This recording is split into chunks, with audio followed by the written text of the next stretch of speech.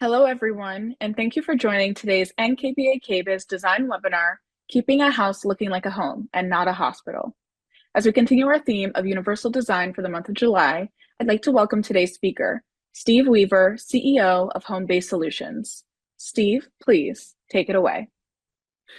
Hi, I'm Steve Weaver, and today we're going to learn a little bit more about how to keep a house looking like a home and not a hospital, something that's very close to my heart, as you'll learn about here shortly.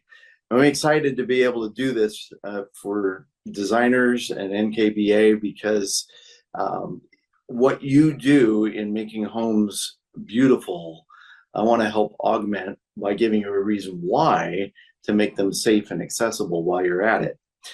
The reason for that's coming up here in a moment, but it's such an important thing that you do, and when you can incorporate that into how you're designing a home, you're going to make a lot of people's lives a lot easier, including your clients and anybody who comes to visit them. Today is July 30th. It's this pretty awesome day. It's the end of the Universal Design Month for NKBA, and I'm honored to be here.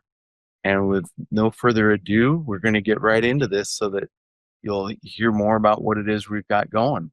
There's a lot of information here. I don't expect to go through all of it in great detail. Some of it we will, and some of it is here as reference for you to come back to later because these slides are available to you. With that in mind, we're going to progress. And the reason that we do what we do is this girl here, Cassie. She was born with cerebral palsy. She's my daughter. She was born in 1998. Cerebral palsy got her really good, and it was pretty dramatic. And we needed to find a way to keep our house looking like a home and not a hospital because we spent way too much time there.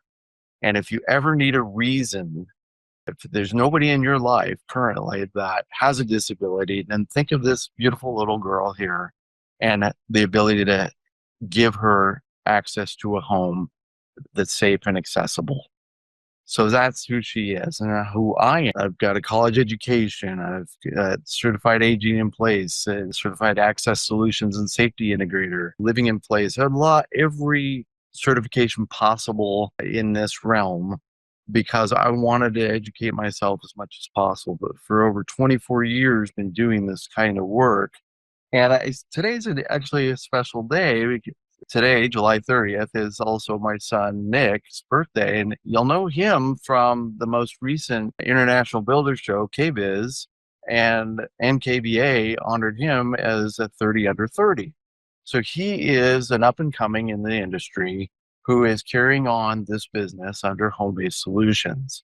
And that is why we have that logo up there. We've won some national awards for our work, so we've been doing this for a while and with passion. And I want you to learn today about why this is important so that you can be a better resource for your clients and understand a little bit more about what is needed to make certain items function well in their home. Imagine solutions for your client's home that include existing options for making homes safe and accessible. Embrace that some quote unquote luxury items are ideal for enabling an individual. And evaluate the simple to high end aesthetic solutions and discuss those options with your client. And finally, elaborate why seeking a licensed contractor familiar with accessibility and home modifications will be beneficial for the team. Disabilities are everywhere, and you may not realize how many people are affected by it. But the percentage of adults affected by disabilities is shown in this graph. This is from the Centers for Disease Control.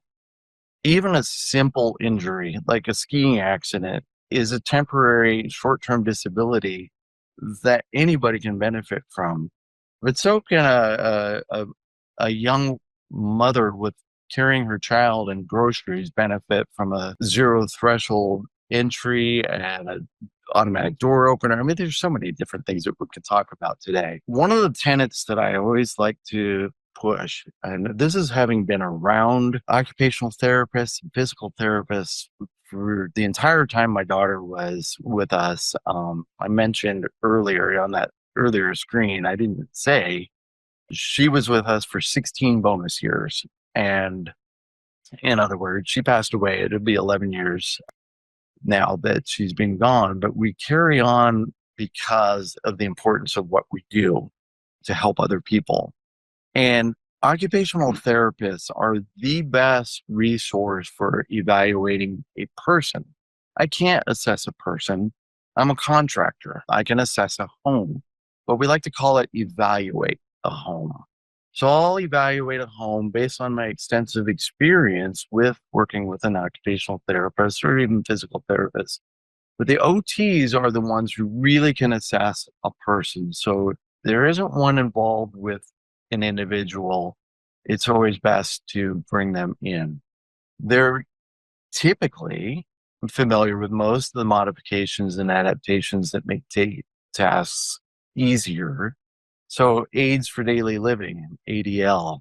There's an example of that here on the screen of a utensil that's intended for people with Parkinson's. So if they're shaking quite a bit, it's really hard to eat. Well, this technology stabilizes that spoon or fork and makes it possible. Is that part of what you'll be doing? No, but it shows that technology makes it possible to do things you wouldn't otherwise be able to do.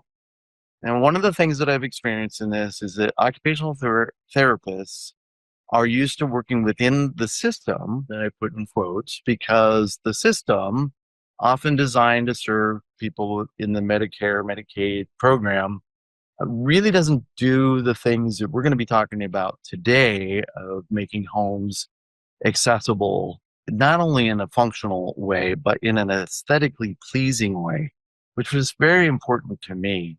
Again, not one person entering our home for my daughter understood that, and it made it an opportunity, frankly, for me to change my career. So there are a plethora of options and caveats to consider. Remember that there's so many products that exist. It's possible that the client or the OT are going to be aware of things that you, I, the installer, whomever's on the team isn't yet aware of. Embrace that. They often know their disability way better than we could ever pretend to. And there may be some ideas that they present that we would say, yeah, that's a great idea. Have you considered this? So you can really, as a team environment, develop a more thorough, comprehensive solution that is all the things that we're here for being aesthetically pleasing and functional. You'll also find that many of the products that exist were developed outside of the US. Primarily, we'll see that in Denmark, Sweden, the United Kingdom, Canada, and then they come into the US and they go through the Food and Drug Administration and for approval. And there are some really cool things out there that aren't yet available in the US for all the testing expenses and all that. So you might find something that's really cool online and go, oh, it's unavailable. But there may be other things that are. It's really imperative, critically imperative, to do research on those items that will serve the client to make sure that they're high reliability. There's nothing worse than expecting your car to work and it not turning on, right? Well, the same thing is true of the equipment that our clients use, because that equipment, if it doesn't work, it could be a life challenging issue for them. So we always like any item to have a built-in battery backup, a platform lift, a vertical platform lift. We'll talk about those more later, but that should, in my opinion, have a built-in battery backup. So when the power goes out, which happens around here, I live in Tennessee, we have some power outages occasionally from storms. And having been a firefighter, the first thing that goes out is electricity, because it's usually an electrical cause of fire. So when that happens, anything that's controlled by electricity now doesn't work. And that's a problem. Finally, your liability is greatly reduced if you refer to individuals who've been taught by the respective manufacturers, certified installers of those products, and finally, occupational therapists, using one of them to evaluate the person and using their recommendations puts the onus on them and not you. So watch out for the chuck in the truck people out there that really don't know what they're doing in these approaches. I want to give you a quick overview of home safety 101, I call it, because there are things that look nice but can be a real problem. For example, throw rugs. They're tripping hazards. If you're running around on a rollator, better known as a walker, and trying to get through the house, and now there's this rug in the way, that becomes a tripping hazard. And then if you aren't using a walker, it still can become a tripping hazard. Slick and high polished floors obviously can create a huge slip risk.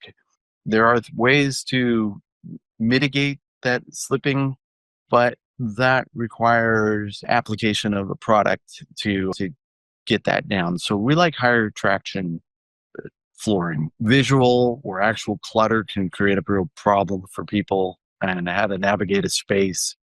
And unfortunately, some of the folks that we deal with have a propensity to hoard, and it's a comfort thing for them. There's a whole psychology thing that we're not going to get into because I don't understand it. I have some of the problem myself. And yet the problem is it makes it difficult to navigate a space safely. So you got to get rid of that stuff. There are some really simple things for safety. Towel bars that are actually grab bars. They look cool. They don't look like grab bars, but they're made to work. I actually had a situation once where I was at a overnight at a casino, not there to gamble. And I took my shower, came out, high polished floor. I slipped and I did what everybody else does. You grab the first thing available, which happened to be a towel bar. And that had already been broken by somebody else having done probably the same thing because it had the characteristic bend in that square, cheap metal bar. And having that experience really reminded me, it's like, yeah, it doesn't take hardly anything for us to have an accident. Fortunately, I didn't completely fall, but it was a problem. So good lighting really helps, whether it's on the pathway or illuminating stairs. Those things give those of us with older eyes, myself included, the ability to really get that contrast and see what it is we're doing when we're stepping. And finally, I really like it when clients carry around their cell phone all the time because you just don't know when something's going to happen. And I could be out in the back 40 or maybe not 47.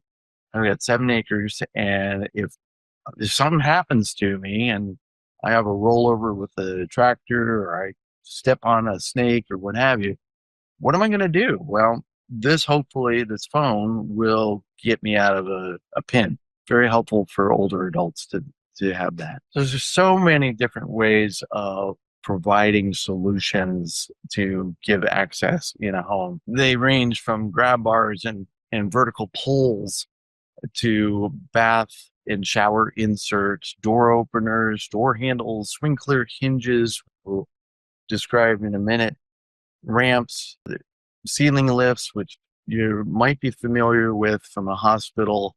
They hoist a person out of their wheelchair and place them into their bed or other locations.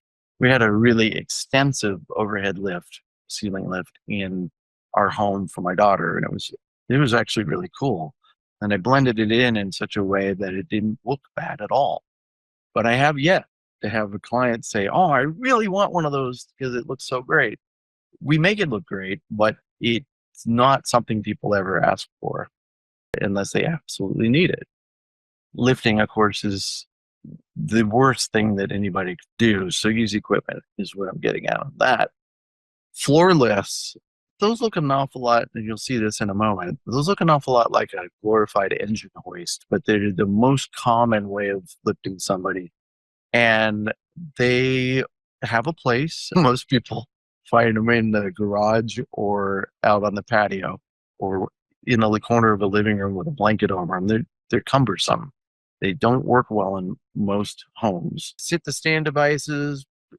Basically, you can come back to this list. Stair lifts, everybody's probably familiar with a stair lift, but those have to be installed in a certain way. I just saw one the other day that was 13 degrees off of level. So the seat was installed at an angle. It's important that it be installed correctly.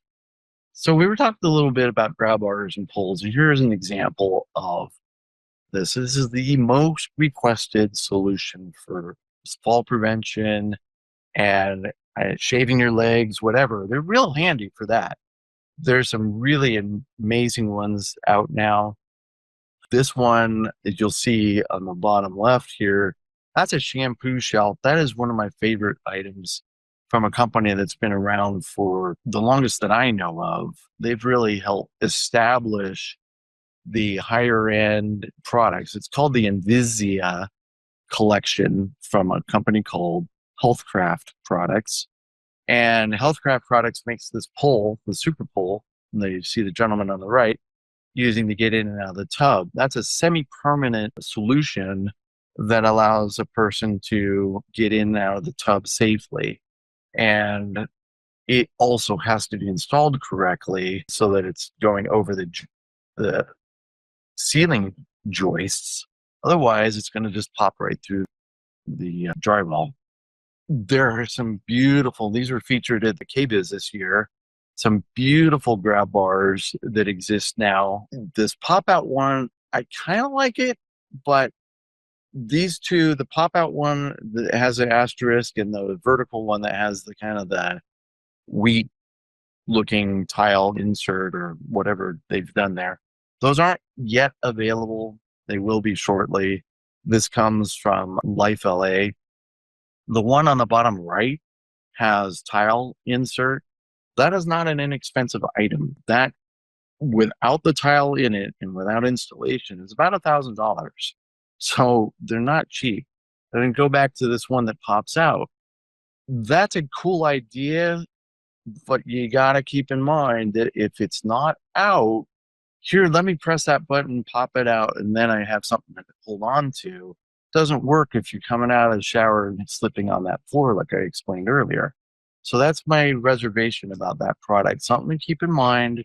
But if the client is absolutely opposed to having any form of grab bar, but they are thinking, well, this is actually kind of cool, then you just need to give them that option, knowing it exists, and guide them to, hey, tell everybody, get that out before they actually need it, because you don't know when you're going to need that grab bar.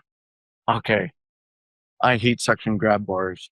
When was the last time you had a bird feeder that was on the floor with all the bird seed on the floor? Well, that's a problem with the suction grab bars.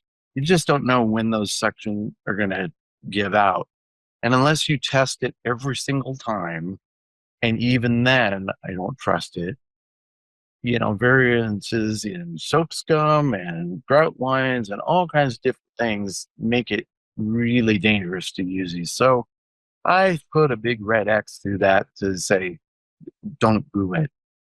Gate belts or something, just to get you familiar. These are things that help get people through, but you can come back to this later because we're really going to be looking today at how to keep that house looking like a home and not a hospital. The last item was a classic version of a floor lift.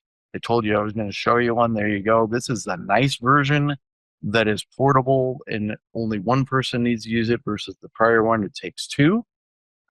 And I wanted to talk about luxury items and look that it's sad in a way that so many companies will market their items as luxury and they don't consider that they also serve people with disability.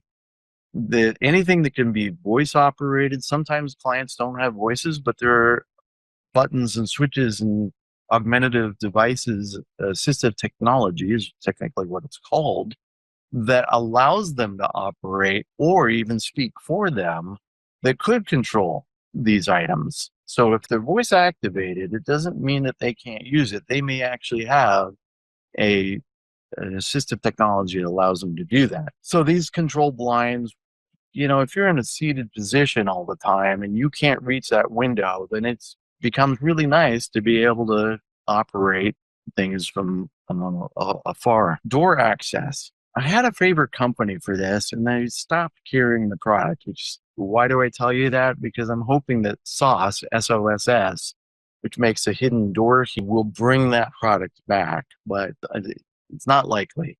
I did find this product from a company that works very similar to the types of paddle door handles that you'll see in medical offices, which you can push on, kind of like a crash bar. You push on it to trigger the door latch to open, or you can pull on it to pull the door open.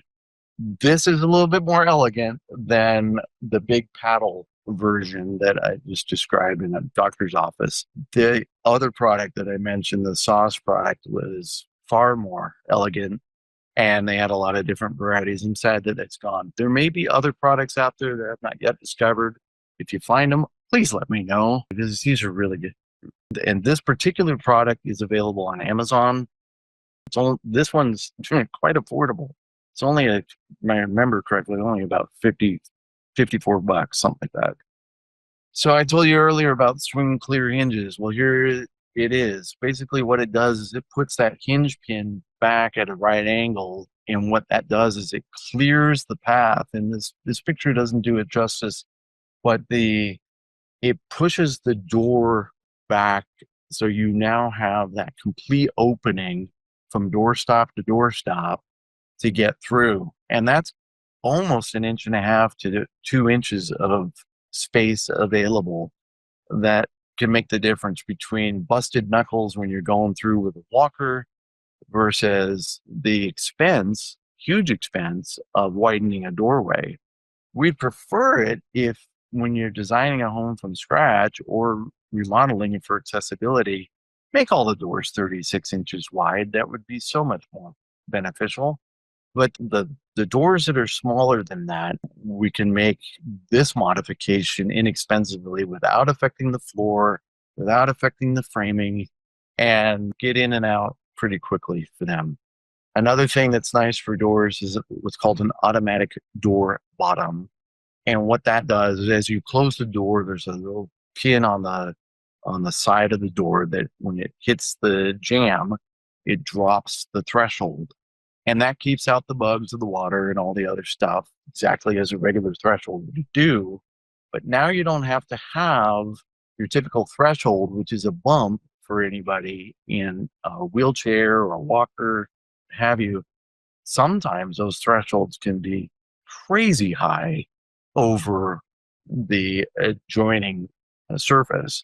It's not uncommon for there to be an 1.75 inch difference from your front door to the patio.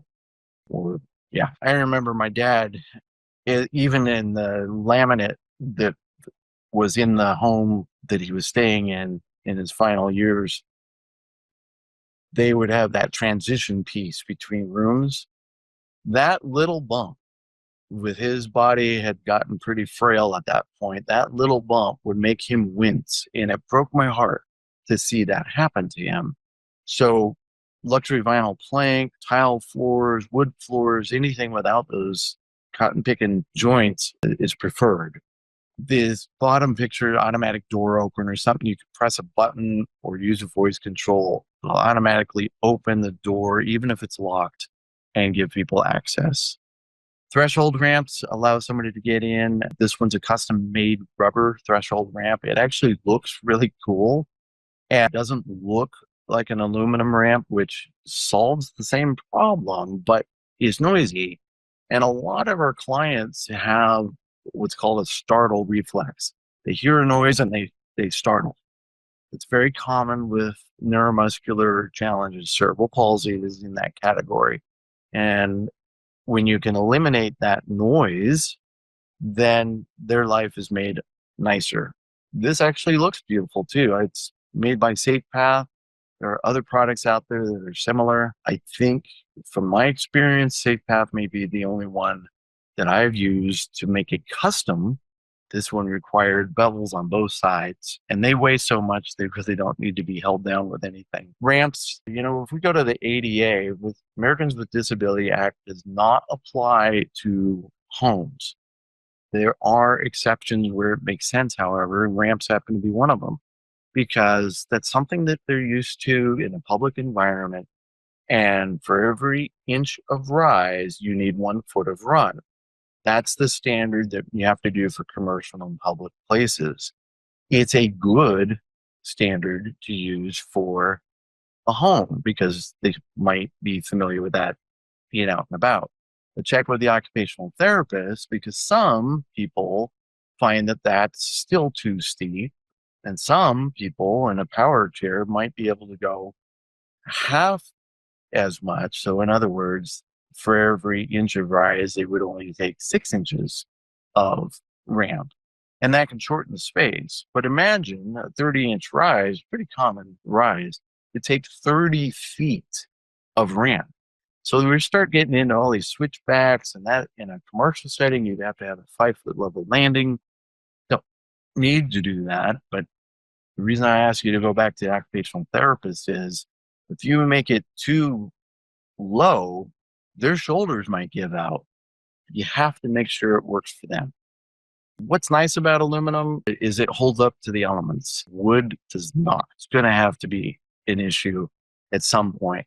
And aluminum ramps can be modified, reused somewhere else where wood is always going to be custom. So concrete's another way to solve that problem. Brick, there's some beautiful ways of solving it. Everybody knows about stereo lifts probably because they're advertised so much, and anything that's advertised you got to be careful of, because if there's that much money to advertise on TV, then you got to figure, well, what's the margin, what's the cap? So I come into it very conservatively and evaluate when it makes sense. Anytime you have a transition in the staircase, a landing, mid-level, at the bottom, at the top, it doesn't matter whether you have 1 or 5 transitions, it makes it a custom curved stair lift. And that effectively triples or quadruples the cost of the stair lift. So something to bear in mind. There's some attractive versions. There are some really cheap and inexpensive solutions, and the cheap and inexpensive ones may work functionally, but there's some really cheap ones that are prone to breaking. So be careful on that. If you want another opinion, give me a call. Vertical platform lifts are effectively an outdoor elevator.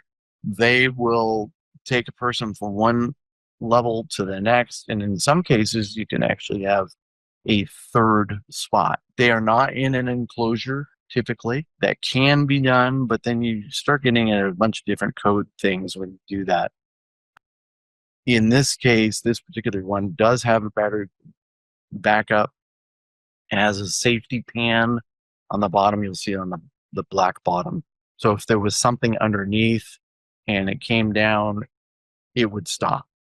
I've seen others that have an extruded metal bottom, which you can see through. For some people, that's going to create some vertigo issues, but at least they can see what's below and they don't have that thing. But if they kept going, we don't want to create a cheese grater effect on whatever might be underneath that. So it's nice to have a safety pan. The other thing that's nice about a platform lift versus, say, a stair lift is a vertical platform lift allows not only 1, but potentially 2 people to ride it with a service animal and a whole bunch of groceries. It's very difficult to do any of that with a stair lift. There are some baskets that I've seen sold by a manufacturer to fit their stair lift so that it will carry things from one room to the next. Elevators, of course, are a nice way to solve the problem to get from one floor to the next, but they can be expensive. particularly if no provisions were made initially to accommodate for them. This one happens to be a through the floor lift, so you can retrofit as long as there's a space down below for it to be and to make space above. It works out pretty well.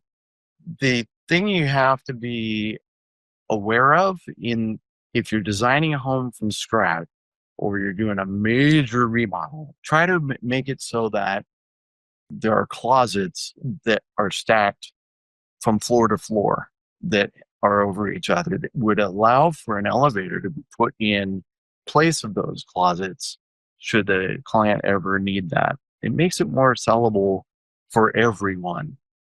And we don't even want to talk about tri-level homes, but because I brought it up, we should talk about tri-level homes. Those are the most difficult home to deal with to make accessible.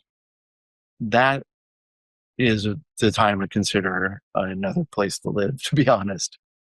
Bath access without remodeling, it is possible. We're all here to make homes look great and functional and aesthetically pleasing. But when you already have a beautiful bathroom that you've designed and now your client needs access to that shower that has a curb or a tub, that can be done with a piece of equipment and for a whole lot less. This product here, the Shower Buddy, or this is the Bath Buddy, allows transfer from the bathroom into the bathtub or the shower and does it without that remodeling. And this product here runs about $3,000 to $4,000, depending on some options that exist. Here, accessible showers, you can use a manufactured product to solve the problem. That's the example on the left. There's some good ones out there, some really junk ones out there. This is a really good one. We only do high quality stuff.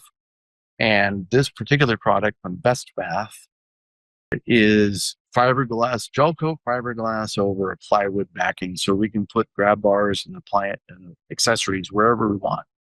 Really solid product, really high end, like a Corvette or a luxury yacht. It's the same type of finish, and we treat it that way. It works out really well. You can kind of see at the bottom, there's a beige strip. That beige strip is a rubber threshold that wheels or feet can step on, roll over, and it pops right back up, but it helps hold the curtain in place and keeps the water contained in the very shallow pan that allows the water to drain where it should. The bathroom on the right is one of our award winners, and it was a huge space to work with, and it was really awesome. We could do everything we wanted. But you'll see that there's no actual drain because that whole second space that's got the lighted niche, that immediately underneath that, there's a dark line. Well, that's actually a 1/2-inch gap where that whole floor is sloped towards that wall drain. And there are a couple companies that make it. Ultimate Drain is coming out with one. It's probably out by now.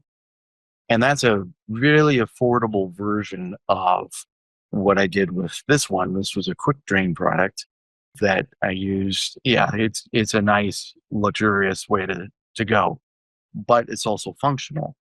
A thing about drains, just real quick, we go back. A wall drain or a linear drain is very beneficial versus like the center drain you see over on the other one. I built the bathroom I did for my daughter, and I made it more of the traditional slope shower towards the center drain. And one day I was just giving her a shower, and I heard the water accumulating. I'm like, what the heck? Well, what happened was my big ogre foot was covering that center drain and allowing all that water to accumulate or not to drain. Fortunately, I recognized the problem before it spilled out onto the main floor. The point is, a washcloth could do the same thing.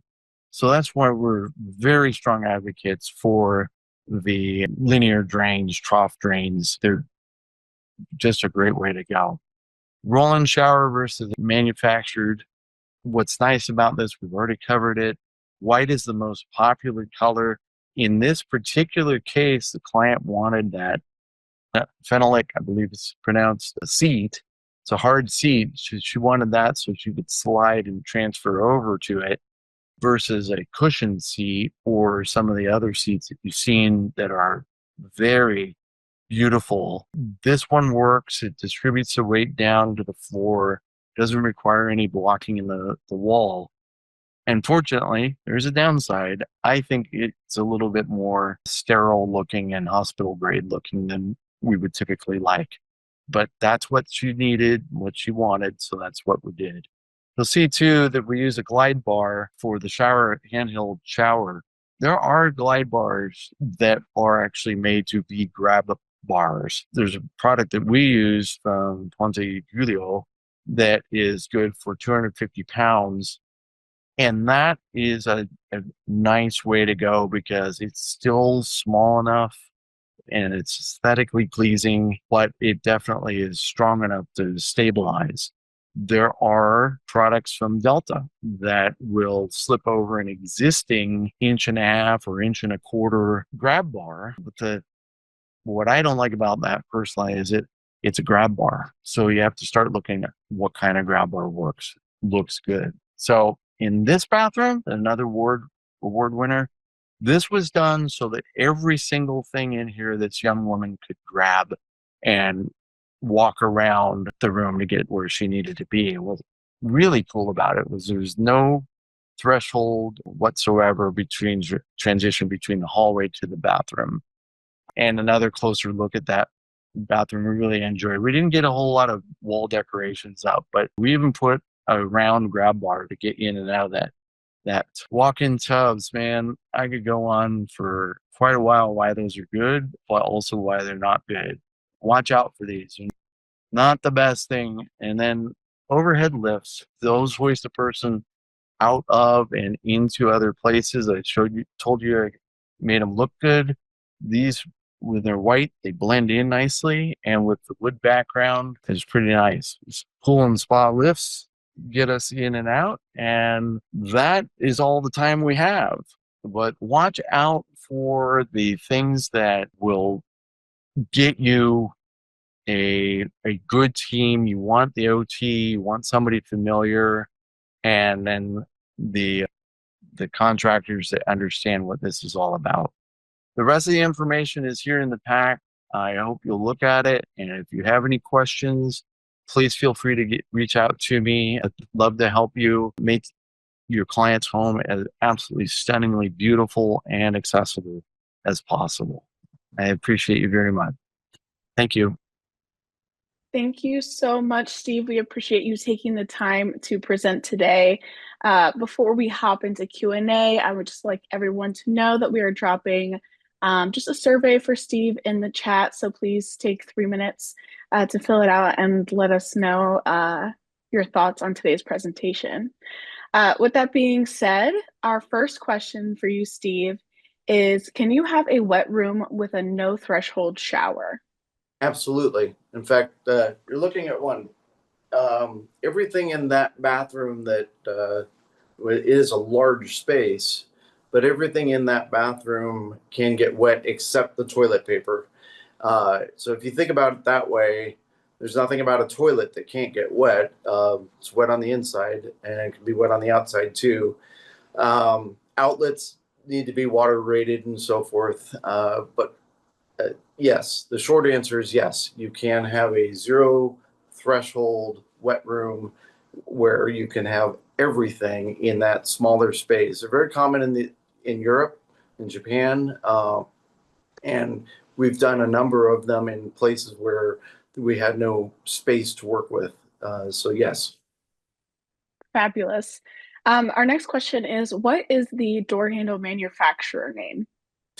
The one that I showed, actually, I don't recall, but if it's in Amazon, and if you look under push, I have a link for it in that slide. So that's probably the best way to get it is look at the slide and look at the link. But it's on Amazon. That is not I reached out to the manufacturer. They're in China. There's not anything else that I've found since SOSS sauce quit with the Ultra Latch. The Ultra Latch was just a phenomenal product, and I guess they just didn't sell enough of them to keep it going. Perfect. Yeah. And just for the person that asked that question, we'll make sure to include Steve's PowerPoint slides so that way you have access to that link. Similarly, someone asked about the manufacturer or what manufacturer do you recommend for shower curtain rods? Shower curtain rods, that's a great question. It really depends on whether or not there's going to be an overhead lift. So if there's going to be an overhead lift to transfer somebody into the shower, then we really need to have a shower uh, rod, there we go, that's mounted and can swing out of the way. The manufacturer I used to use doesn't make them anymore, so I'm in quest for finding a replacement. If there is no shower rod or a ceiling ceiling overhead ceiling lift that's going to be accessing the shower, then a regular shower rod can work just fine. A curved rod gives you a little bit more space in there. The disadvantage of that on uh, a low threshold, like when you have the rubber threshold on the bottom, which helps meet code and keeps the water contained within the shower space and not into the rest of the bathroom. These low profile shower pans do all slope towards the drain, but they're so low that you really need that rubber threshold. So the advantage of that rubber threshold is that the curtain will rest against it. When there's a curved rod, it's a little bit more challenging to get that the same length. So because it's pushed out, so we actually had to dip the center of the curve down a little bit to accommodate that need. Hopefully that answers that question. Perfect. Ah, Kind of sticking with that same theme there is who makes your favorite pre-made curbless shower bases? I get the majority of my product from Best Bath. They have, you can get just the shower pan or you can get it with the shower walls. And the shower pans and walls can be colored. They also have a granite look. And I know that they're working on some other products coming out that were even more elegant than the ones that they currently have. So I'm excited about that.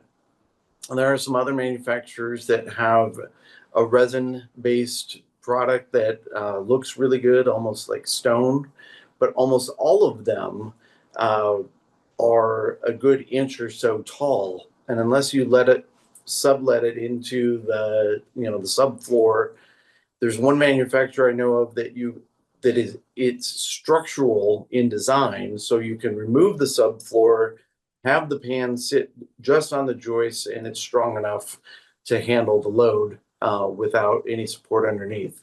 Other than that, they would all need a dropped subfloor. Perfect. And then our final question is referring to the vertical platforms that you spoke about. Looking at, multi-season geographical locations, someone asked how viable are those to use in the winter time with snow, ice, cold weather?